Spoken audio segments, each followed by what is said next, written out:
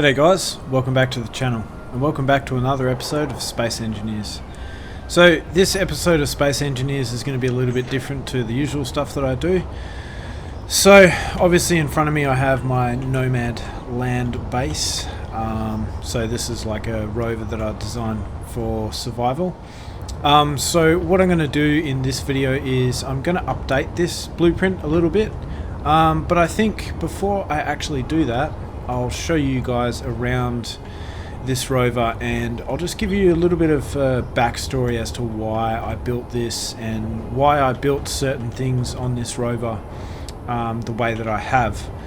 So to start off with, basically this rover was built for the Mars world, and I wanted something that looked kind of similar to the rover that I seen in one of Captain Jack's videos, and that was I think it's called the Landlord, and originally that rover was actually built by one of the Keen employees. So I liked kind of the cockpit style of the rover, but some of the things I didn't like about that rover and that weren't really going to help me on Mars was, so the first thing was that rover had like a hangar at the back, and I didn't really want to have a hangar at the back because I wanted the rover to be airtight. And the problem with having a hangar at the back while trying to maintain its airtightness, the hangar was going to have to be quite tall. So if I just bring up my airtight hangar doors, you can kind of see that, you know, I'm going to need about 6 blocks worth of space if I include these airtight hangar doors to create a large enough hangar to fly ships in and out of. Because I didn't really want the rover to have another small rover. I basically wanted this thing to have mining ships attached to it. And then the idea behind the rover was to drive out to an ore deposit, have a mining ship or 2 mining ships attached to the rover, and then go and mine a whole bunch of stuff and then deposit it all into the rover and then drive all those materials back. Because one of the issues I had was when I'm flying my little mining ship from my base to the ore deposit and then back again, I'm only bringing back about 120,000 kilos worth of ore. So, you know, I wanted to be able to drive this rover out to that site and then just, you know, dock my mining ship up, move it, you know, 100 meters up, drill what I needed to, come back, deposit it all, and then just rinse and repeat that whole process a couple of different times. So to that end, I basically decided that I wanted to make kind of like a landing deck for my mining ships, and this is what I ended up coming up with. So this is basically the landing deck. So if I open up my blueprints menu here, I'll bring up my aardvark miner, and this is basically the mining ship that I wanted to be able to land on the back of this thing. So if we just spawn that in there, and then if we enter into the mining ship, then basically the mining ship is supposed to just kind of dock up to this rover here. So we'll just land it down and then we lock it down. And then I think what I need to do is turn off all the thrusters. Yep, there we go. Now it's not trying to lift the whole rover off the ground. So yeah, that's basically the general principle behind it. It's basically a mining rover, or like a mining expedition rover. But you know, me being me, I try and make everything multi-purpose. So I ended up designing it so that it had its own refinery and it had its own assemblers, so that, you know, you kind of could use this as like a mobile base. So yeah, I kind of designed it to be a bit of a jack of all trades. So, and obviously it has 8 wheels, you know, as you can see, A couple of the other features, which I've gone through in other videos, is, you know, I wanted it to have lifting pistons on the bottom so that, you know, if a wheel does blow up, then I have the ability to jack it up into the air, and then from there I can replace one of the wheels and repair it, you know, while I'm a long way away from the base. And then obviously these thrusters here, because I put these thrusters here because it kind of does struggle with the wheels only to actually move. So the thrusters are there mainly just to help it move when it's fully loaded up. When it has no oars in it, then, you know, it's pretty capable just with the wheels on their own. But yeah, without that, it doesn't really work too well. So if we head on inside, and I'll turn my lights off so you can get a full idea of the interior layout and the lighting and all that sort of stuff. So obviously you can see here we have our medical room. I have an air vent, and as I said, this rover was designed for Mars, so it needed to be airtight, and that's one of the key differences between this one and the rover that I liked, which was the Landlord. So to that end, I've made every compartment in this rover kind of separate. Now these compartments here are kind of just like dress-up compartments. They don't really serve any function, but I think it's just cool to have them. So yeah, we have kind of like a room on either side, and I've got the same room on this side as well. And then if we move on through these front doors here, we're greeted with the cockpit. And I've got the cockpit here. Now the reason why I used this flight seat as opposed to something like this is because if you have a look down here, all you can see is like kind of the console. So I wanted to put a seat here where you could get a good view of what's going on outside if you were sitting in the rover itself. So that's one of the reasons why I used this particular flight seat here. And then obviously, as you can see, we have our windows that point downwards, and obviously I have my clear LCDs that we can kind of see through and then get a good idea of what's going on out the front. And then if we make our way up here, so this is obviously the second deck, and this area here, you know, if you can kind of imagine somebody standing here and like kind of overseeing the operations of the rover. So that was just kind of a aesthetic design feature, I guess. So then we move up here, and obviously we have two air vents to pressurize this entire space.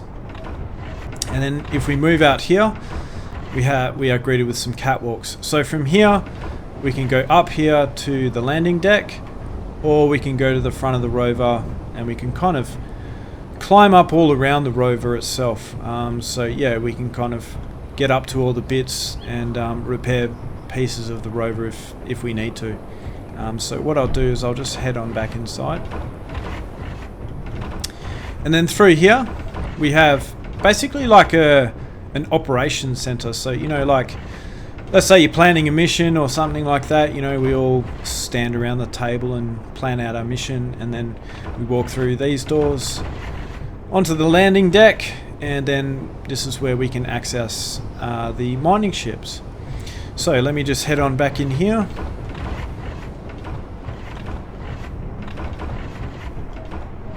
Walk through all these doors.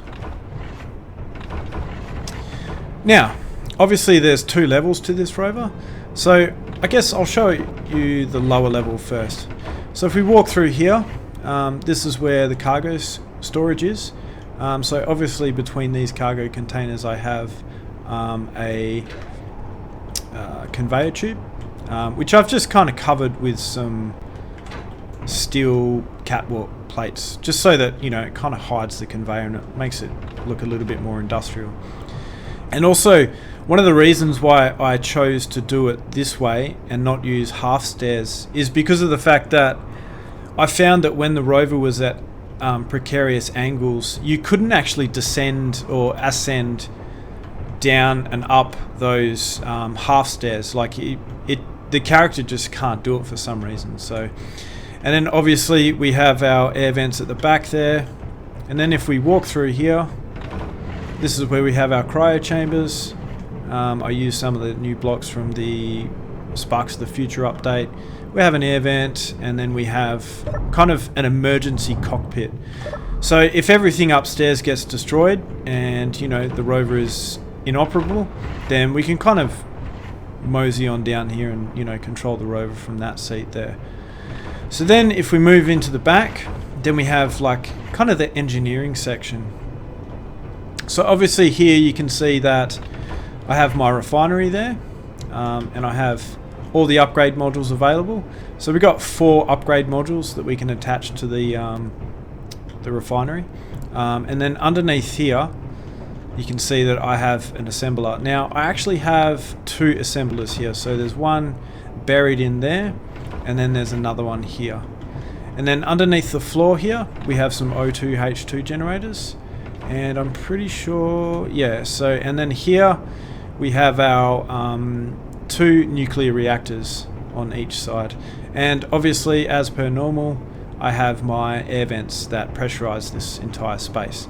So you can kind of walk on up here and you can access the second level, and then this is kind of like the underneath of the landing deck above. So then if we cruise on down, so let's just go out these stairs here, and if we open this door, now these doors are manually operated, they're the only manually operated doors on the rover. Then we come through to this kind of lift, and basically the idea behind this lift is to get us to and from the floor if we run out of jetpack, or, you know, if other players who do use this rover don't have access to a jetpack because it's disabled in their world or something like that. So it didn't really apply to me when I was using this rover, but it kind of makes it more useful for other people. And then obviously behind here we have our oxygen farms. So yeah, and they're basically just sitting behind this flat window there. And obviously we have a few exposed conveyors, which I don't love, but there's not really much I can do about that. So then if we head through here, so on this side, this is the room at the back on the right hand side. So here we have all of our servers. Now obviously I don't use servers, but I thought it was necessary to include them in the blueprint just for other people. So I will show you the other side quickly as well. So here we have like kind of another mission planning room. So, you know, we've got our armory lockers, and again, this is more of just like kind of an aesthetic room. It doesn't really serve any function, but it's just there to kind of look good. So then if we move through here, then we have another like kind of a mess hall, or a you know, in individual crew quarters. So, you know, we've got a couch, we've got a kitchen, you know, we've got our air vent, we've got a desk where we can do some study if we really get desperate and bored. And then obviously we've got a bed where we can go to sleep. Yeah, and that's pretty much the extent of the rover. And obviously here we have our batteries, and if we have a look through here, they're about 2 layers thick. So I think this thing has about 6 large grid batteries, and for me I found that that was plenty. So yeah, that's pretty much all there is to know about this rover. So obviously there were a couple of things I wanted to change on this rover as well. So I'll cut to another section of the video where I go over some of the things that I actually wanted to change. So some of the main things that I want to do with this blueprint is I want to update, obviously just clean it up a little bit. So for example, you can see here that we're missing a block. So if I open up my menu and I bring up these blocks, then we can kind of get an idea of what I want to do here. So if we select this tiny little corner piece here, now I actually have a block to kind of fill that space there. And what I can also do is make these blocks go all the way along there like that, or yeah, I could just kind of leave them like that. But I guess the main thing that I want to change with this rover is the wheels. So obviously in the new update we have new wheels available to us, so yeah, there is that as well. So what I'm going to do is I'm going to start off with actually adding these additional blocks here. So I'll select this color, And I'll just go ahead and I'll place a block there, and I'll place another block on the other side there. Fantastic. Now, unfortunately, they did not add a block that can cover this space here. So that is a little bit unfortunate, but yeah, I'm kind of happy with how that looks for the moment. So we're just going to have to kind of live with that. So what I will do is I will actually raise this rover off the ground. So we'll activate these pistons. So if we go into the control panel here, we can see our Nomad Jack pistons, and I will start by reversing them. So that should lift this thing off the ground, and then from there we can start doing these wheels. Very nice. Let's just make sure that it doesn't actually fall over. And have I actually got these thrusters turned on? No, I don't. Alright, cool. So that's pretty much what I want. Okay, so from here I need to kind of delete all these wheels and then start all over again. So what I'll do is I'll just start by... that's right, this has automatic doors. Kind of forgot about that. I'm so used to opening doors and closing doors manually that I kind of forgotten that this thing actually has automatically opening and closing doors. So what I'm going to do is I'm just going to have a look at my wheel suspension. And if we have a look here, I'm just going to basically take a mental note of all these settings here.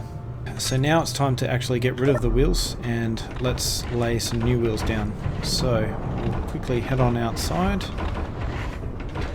and we'll start deleting all of these wheels. Now hopefully we have enough space between the floor and the rover to actually be able to place these wheels.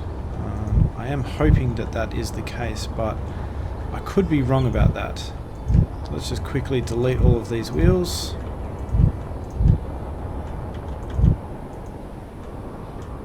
Delete that. Alright, now let's try and find our wheels as they were before. So I'm probably going to press that again. So let's find our 5x5. So that's our wheel suspension left. Now, an easy way to kind of figure out which way these wheels are is you can see these. So let me just place this down. So you can kind of see this little symbol here. So obviously that should be the other way around, and this yellow bit here should be at the top. So I'm going to delete this if I can get my block to display. So let's delete that. Let's find our wheels again. Select number 4 for the left hand side. I will spin those the other way around, and I will place my block there. Fantastic. And you can see that the wheels have spawned nicely now that my character is out of the way. So let's go ahead and place all of these wheels. There's another one there, and then we'll select number 5 to choose the right hand side, and again we'll do the same. So I'll just make sure that these are the correct way up, and they are not. So let's flip them over again, and let's place a suspension there, another one here. If we can get our character in the right way, we will place another one there, and we will place another one there. Now the only thing is that it looks pretty good. The only thing now is that all these wheels are kind of the incorrect name. So what they're going to show up is as, you know, kind of wheel 1, wheel 2, wheel 3, wheel 4, wheel 5, wheel 6. So I won't really know what wheels are what. So let me just quickly recolor these wheels because I don't really like the silver skin. I like the army camouflage skin. So we'll quickly change all of these. Okay, cool. So that's all done. Now what I'll do is, I think the antenna of this is actually, yep, the antenna is turned on. So I'll log into the terminal from my character's remote control, and then we'll have a look at our wheel suspension. What I'll do now is I'll actually select the show on HUD and I'll turn this on. And then from there we can kind of get a better idea of what the wheels are like. So as you can see, we've got left 2, left 3, left 4, left 5, and then we have right, right 2, right 3, and right 4. So what I want them to be is I want it to be 1, 2, 3, 4, and the same for the other side. So let's just quickly go into the control panel, into the terminal. We'll find our wheel. Now remember, the right number 4 was the first one. So let me just change this to wheel right 1, because I don't really need all of this this convoluted name in the control panel. I think that's just going to make it a little bit harder. So wheel right 1, and then we'll name number 3 number 2. Let's find that. So this is number 3, so we will name that number 2, and then this should be number 2, and we will name that number 3, and then we'll name this one number 4. Awesome. So now it should be wheel right 1, wheel right 2, wheel right 3, and wheel right 4. And then we'll go ahead and we'll do the same for this side. Alright, cool. So now they're all correctly labelled, so when we go into the control panel, we can kind of see what we're dealing with here. Okay, so now if we go into the remote access, into the terminal, now what I want to go and do is, there should be a group in here, which I think has been deleted since we deleted all these wheel groups. So now we want to create a new group called Nomad Wheels. We'll save that. And then what I'm going to go ahead and do is go into the cockpit, and I will enter my control seat, and we'll just add these wheels onto the hotbar. And it seems that they already are, because I had a group previously named Nomad Wheels, and it's just kind of automatically picked up that group and then kind of just added it to the hotbar automatically for us. So yeah, if you do manage to delete a group and then you create a group with exactly the same name, then that is likely to happen. So now what I need to do is a couple of things. So the first thing I want to do is I want to disable these wheels from being steering wheels, because one of the things that I found with this rover is that if you have too many wheels turning at one time, then the rover doesn't actually turn and accelerate at the same time. So I found that by disabling these middle wheels and having all these wheels at the back and the wheels at the front as steering wheels, then it would actually accelerate and then, you know, be able to turn at the same time as well. So alright, so let's go back into the remote access terminal. Let's find our wheels again. Let's select 3 on each side, and then let's disable the steering for these. So let's turn that off. Now what I want to do is I want to kind of set all these other settings the same. So the steering angle was always set to 20 degrees. The power was set to 100%. The strength was set to 16%. So we'll change that to 16%. The height offset was set to 46. That's 45.8. Or negative 46, and that's negative 45.8. So I think that's pretty close enough. And then the next setting was set to 45%. So let's just quickly reduce that. So we'll change that manually there. And then the speed limit was set to 100. Awesome. Alright, so that's all the settings set correctly. And I think what I need to do now is I need to invert the steering of these last wheels here. So let's invert that, and let's invert that, because these are the wheels at the back, so we want these to steer in the opposite direction to all of the other wheels at the front. So let's exit out of this, And let's raise our pistons. So let me go back into the remote access terminal. Let's select our pistons. And let's reverse these so that the rover drops back down onto the ground. Wait for this patiently, even though patience is not my strong suit. Fantastic. Okay, so that's all sorted out. So now let's go back into the control panel, or into the cockpit, and just make sure that all the settings that we have just created are what we want them to be.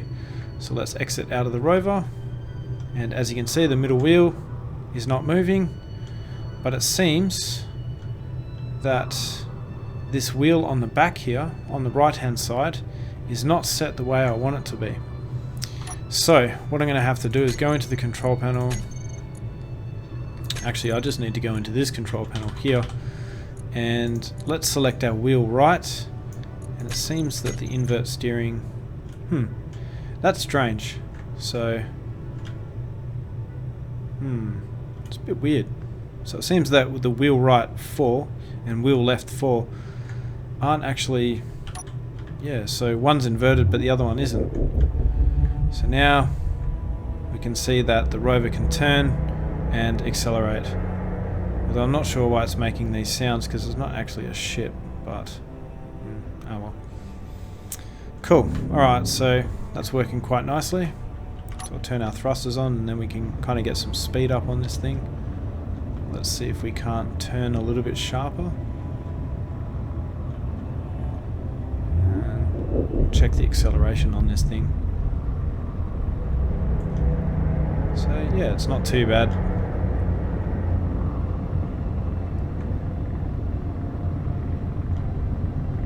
Yeah, it's going pretty well. We're just going to make sure that we don't hit anything with this thing. Well, let's slow down. And what you can do is you can use the handbrake to kind of slow the rover down a little bit quicker than you usually would be able to. Let's lock the handbrake down, turn the thrusters off. Awesome. Alright, so that's the wheels taken care of. Now there was one other thing that I wanted to change on this blueprint. So the other thing that I want to change on this blueprint is, because of the fact that I'm going to be using this blueprint on my save on the Pertan planet, and as you can see, this save is actually based upon that save, but you know, I've kind of removed all the grids and turned it into a creative world. But nevertheless, what I basically want to do is I want to kind of make this rover able to survive on that planet. So what I want to do is I want to add some air vents on the outside of this rover. So I guess one of the only places I can kind of put them is maybe on the back here. So what I'm going to do is I'm going to select my creative camera here, and we're going to take a deep dive into this blueprint. Let's turn off all our signals so that things are a little bit easier to see here. So we can kind of see that behind this wall I've got my, so I've got these doorways, so I can't really put an air vent there. I can place one air vent at the back, but I do kind of want some more air vents than that. So the only other place I think I could put one is maybe here. So as you can see here, I have a conveyor there, and I have an interior wall there, so I could place an air vent there, but I'm not sure if I really want to, because it's going to be kind of one block sunken into that. So yeah, that is a possibility, but I'm not exactly sure if I want to actually do that. We could place one there as well. We could place one here. Let's have a look through the guts of this thing. Yeah, we could place a few more somewhere else. Seems that these hydrogen tanks are turned off for some reason. That's a bit odd. Not that it really matters. Okay, so I think what I'll do is I'll just quickly place a air vent here, and I think that should be enough. Basically, the sole purpose of this air vent will be to basically suck up oxygen and then fill the tanks that are on the ship itself. So what we will do is we will go into this air vent, we'll select it, and I'm going to rename this to the Nomad Rear Air Vent. And what we'll do is we'll set this to depressurize. And what that'll do is that'll suck in all the oxygen and it will fill up my oxygen tanks. The only problem with these things here is, or these oxygen farms, is they're not really in a good spot to actually fill up the oxygen tanks. So they never really kind of worked out that well. So it's a little bit of a flaw in the design, but yeah, I guess it kind of works well enough. The other thing I could change is the front, but I think I'll just leave it like that because I do like the way that it's kind of broken up a little bit. And I guess the other thing that I can change as well is I can change this part here where the antenna is. Maybe I'll just leave that. I could just create a block. Maybe what I can do instead is we can get rid of this block and we can place one of these blocks here. So we can grab that block there. Yeah, it's subtly different, but yeah, it looks a tiny bit better. It's a marginal improvement. Now, the other thing I wanted to do as well was I wanted to change these spotlights, and I wanted to put them on hinges so that they kind of point down towards the ground, because the spotlights in their present position don't really light up the way in front of the rover. So there is that as well, but the only problem with doing that is that these spotlights would then be on a subgrid, and yeah, there's not really much point in doing that. So I think the only other thing I want to change now is I might just add some more detail to this area here. So let me just turn my HUD off here. Let's just add some 2x1 sloped tips. So make them that color, and then we'll just put them here. Awesome. And that kind of breaks it up a little bit. And I was kind of thinking about it a little bit, and another thing I could do is I could put some air vents down there. Yeah, I don't know if I'll do that though. I think I'll just leave the one air vent. I think that should be enough. If we're on like the alien planet, or you know, per tam, then I can kind of just leave that thing to depressurize, you know, for all hours of the day, and then eventually it will just fill up all the oxygen tanks within the rover over time. So the only other thing to do now is show you guys how to actually update a blueprint that you have on the workshop. So all you need to do is go Control-C to copy it to your clipboard. So then obviously, yeah, you can see 1932 blocks. So yeah, from there you go into your F10 menu, then you select the original blueprint that you uploaded to the workshop. So you can see here, this one here is the Nomad land base, and that's the original one that I uploaded to the workshop. If we go down here, this is the actual one on the workshop. So what I would need to do is I would need to select this one, and then I would click replace. And then once I click replace, then it replaces it with the one that I have copied, this one that's kind of shadowy in the background. And then what I would do is I would hit the publish button, and then what that would then do is replace this one on the workshop. Now I think I'll just do that. So let's go replace. Are you sure you want to replace this blueprint with the clipboard? Yes. And then from there we would just hit publish.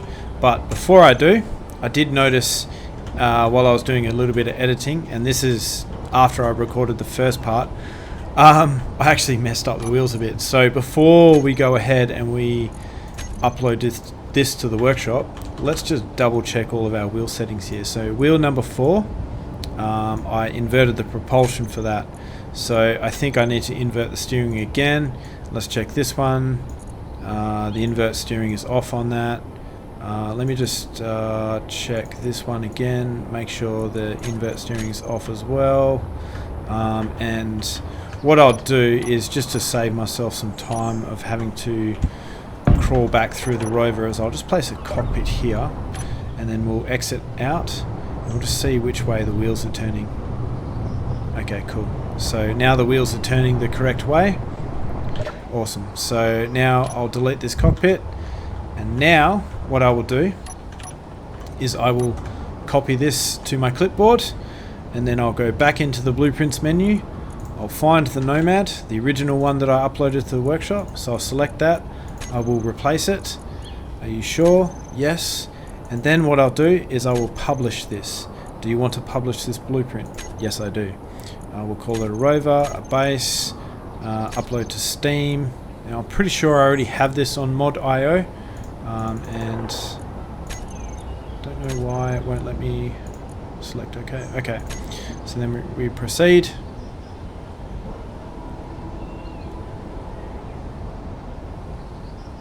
Published to Steam successfully. Do you want to open the Steam overlay? No, I don't. So now what will happen is you'll see in the change notes that there will be a prompt for today, and this blueprint will actually be changed on the workshop, and it will be updated to this version here, and we'll have our nice Wasteland wheels and all the lovely features that we just added to this. So I mean, really we only made a few really small changes, but yeah, I guess it's a few little quality of life improvements, and I think the new wheels do make it look a little bit more aggressive. So yeah, there is that. Anyway guys, that's going to be it for this video. So I hope you enjoyed it. Definitely consider leaving us a like if you like the video, and consider subscribing to see more content like this. And I hope to see you next time.